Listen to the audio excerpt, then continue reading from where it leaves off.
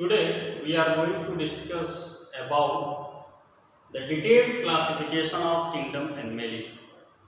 Students, you were in previous lectures study about the detailed classification of kingdom plantae.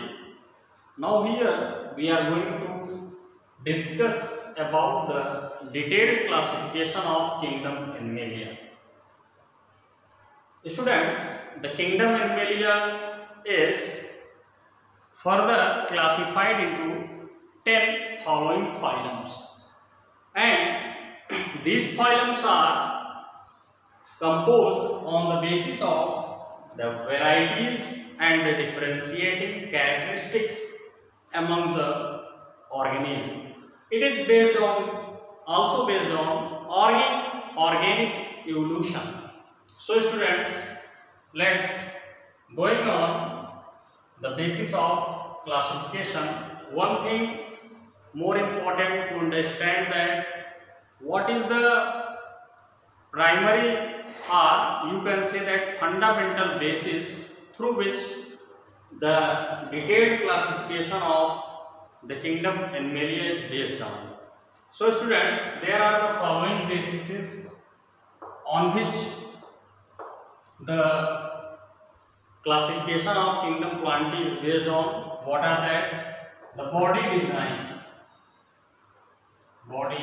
design. Second one is the level of body organization.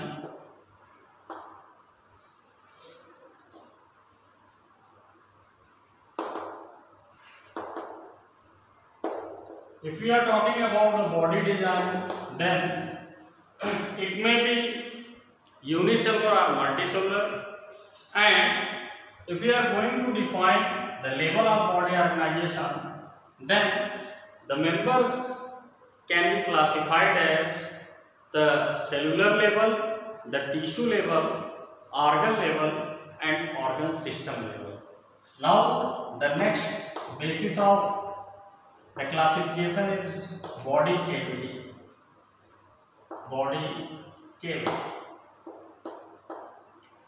On this basis, the members are of three types. What are that? Acoelomate,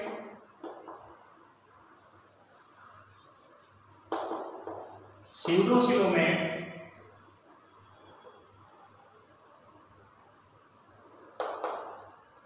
and the coelomate.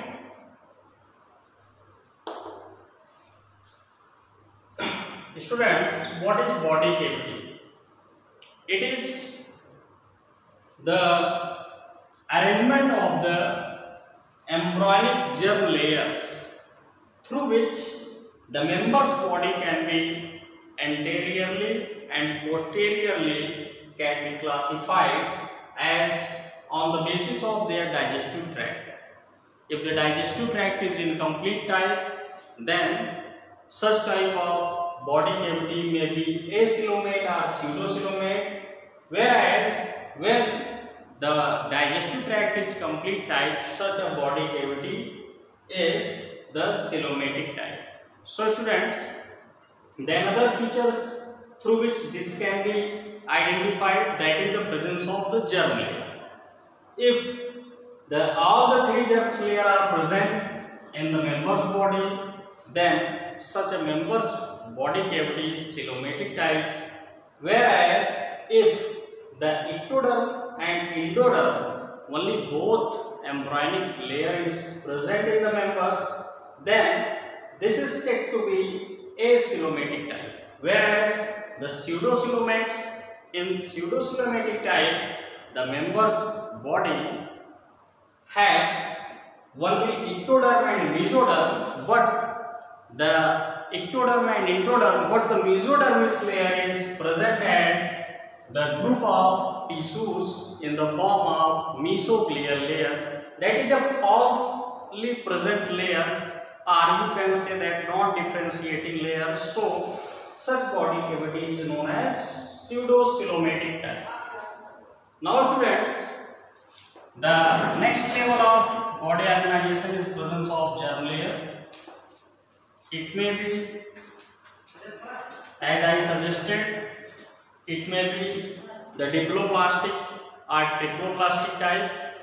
In diploplastic, the ectoderm and endoderm layer is present, whereas in the triploplastic, the ectoderm, mesoderm and endodermis, all the three layers are present in the members body. Now students, the next basis of classification is the segmentation or body segmentation.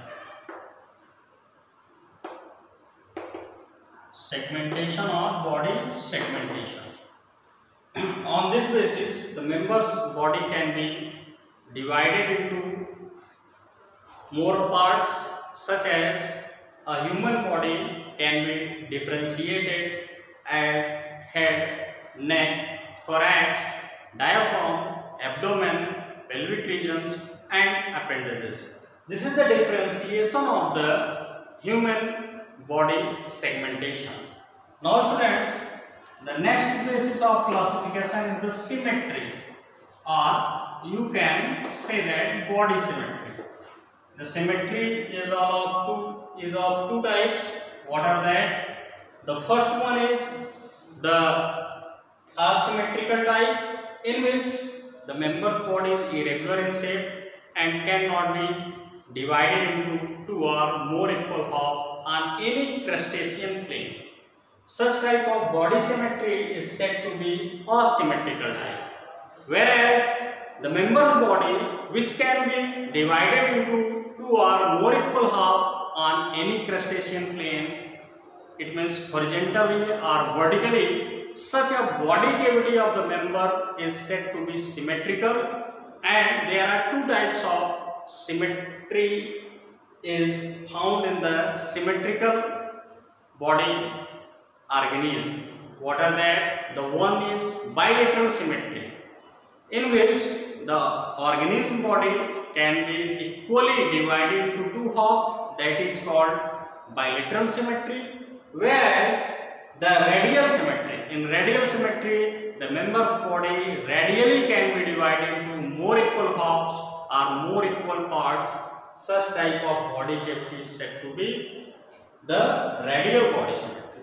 If you are talking about the Holothurian, sea anemone, sea urchin, such a members body is the type of radial symmetry.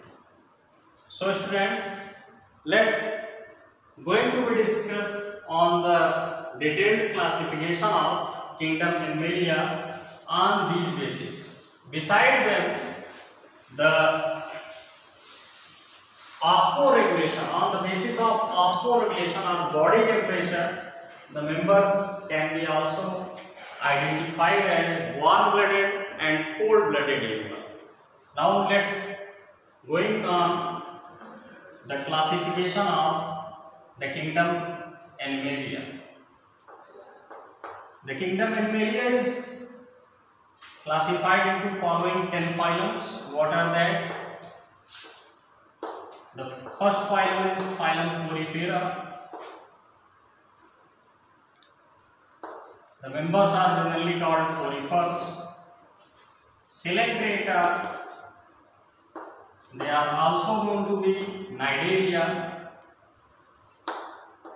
On the basis of differentiating characteristics, the next one is the Platyhelminthes.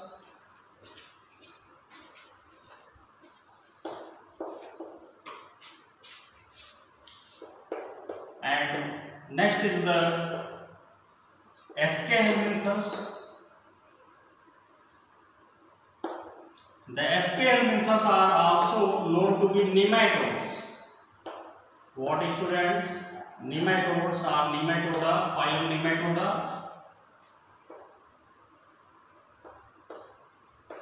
The next one is the Annelida.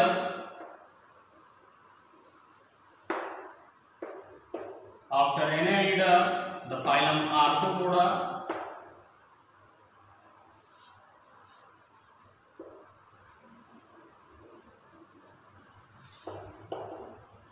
The phylum Mollusca,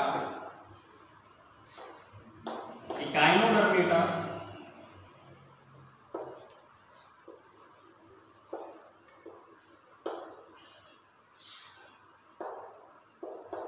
notochordata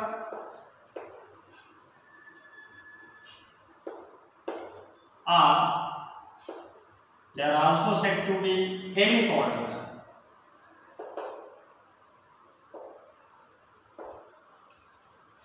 And the last one is the chordata.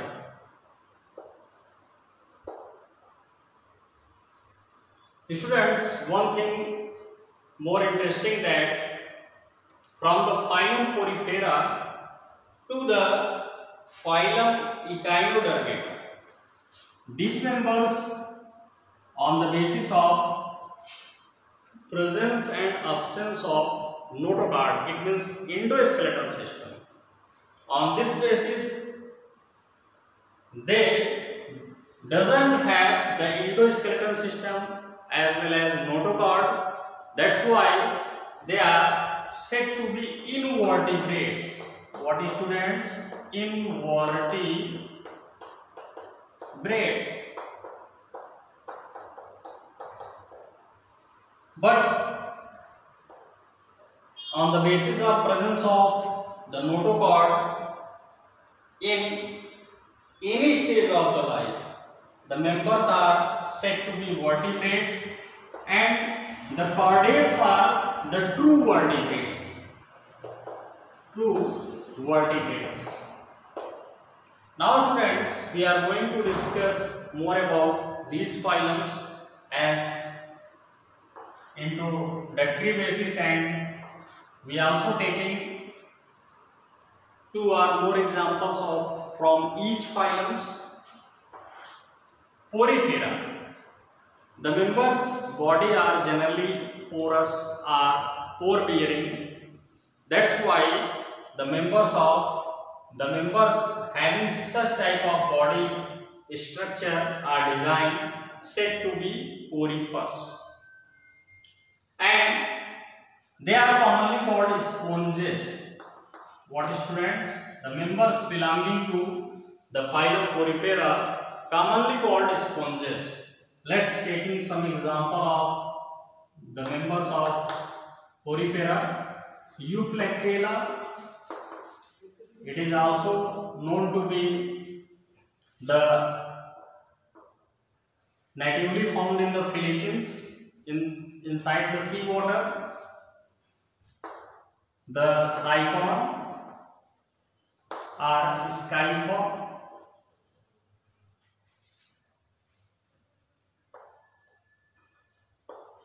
The Sciphon or Scypha is also known to be the Venus flower basket due to its structure. Euspongia, Spongilla, Desmospongia, etc. are the members belonging to the phylum Porifera. Now students, Coelenterata. Coelentron means body cavity. The members which firstly possess the body cavity said to be the member of Coelenterata. And Cnidaria. Cnidos is the Greek word that means the stinging organs. It means the cnidoblast cells are found in the members that helps in locomotion as well as capturing food. Such type of nematocytes are cnidoblast cells. They also known to be cnidarians on this basis. Let's taking the example Hydra, sea anemone,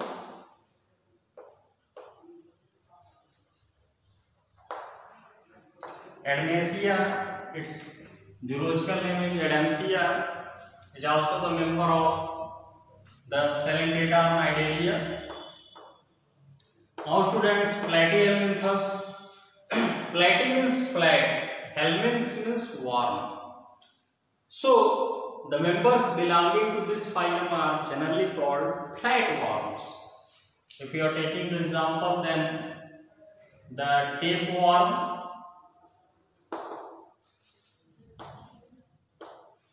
Fasciola hepatica, liver fluke.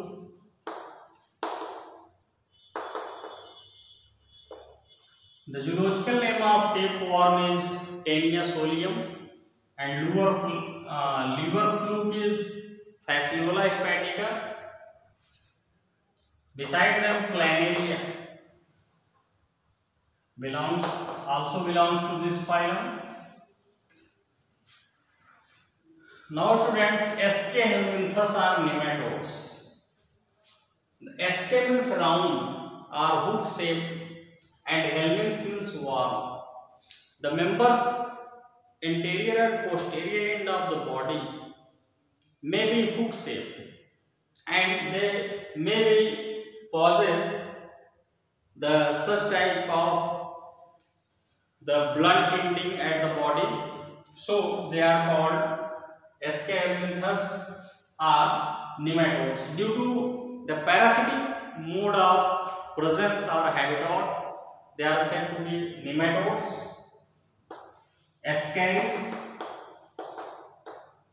which causes the ascariasis disease in newly born child. Enterobius,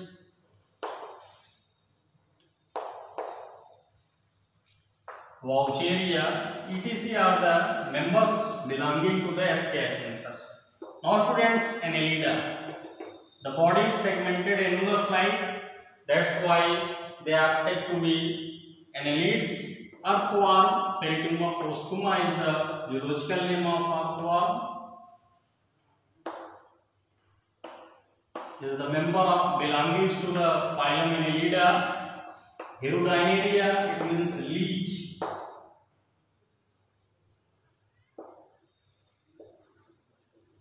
Hirudinaria,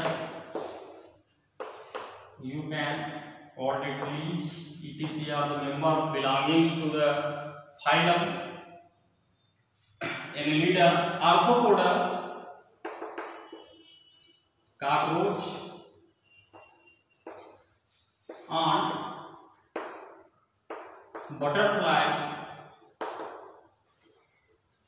scorpion, crab, etc. are the members of the arthropoda. Arthro means jointed and pods means appendages. That's why the members of the arthropoda are said to be the members having jointed appendages. It commonly includes all the types of insects. Mollusca. Mollusk means soft body. The members' body is anteriorly soft and exteriorly it is enclosed into a cell, mucel, or such type of calcium carbonated scale that is secreted from their external body surfaces. Pila, globosa, or you can also commonly known by the name of apple snail or snail. Octopus, the devilfish. Loligo, etc. are the members of the mollusca echinodermata. The sea urchin and the sea stars, it means starfish,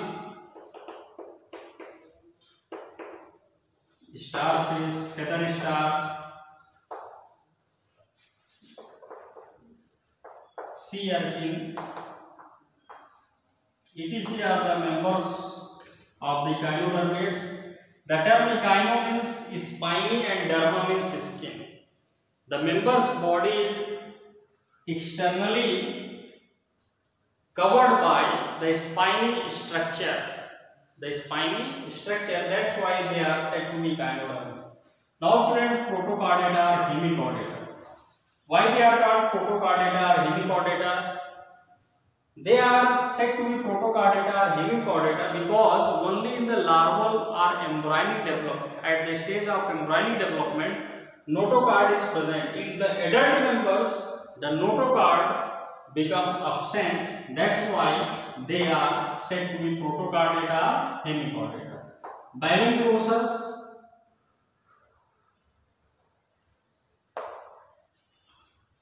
Amphioxus, Branchiostoma, etc. are the members belonging to the Protochordata, and Balancholosus, Sagoglossus are the chief members of the Hemichordata. Now students, chordata. Chordates are the vertebrates and their endoskeleton system is well developed type.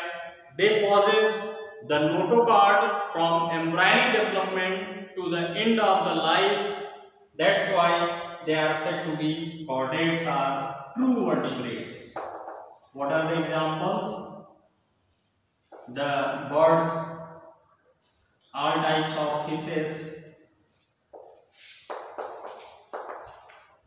amphibians,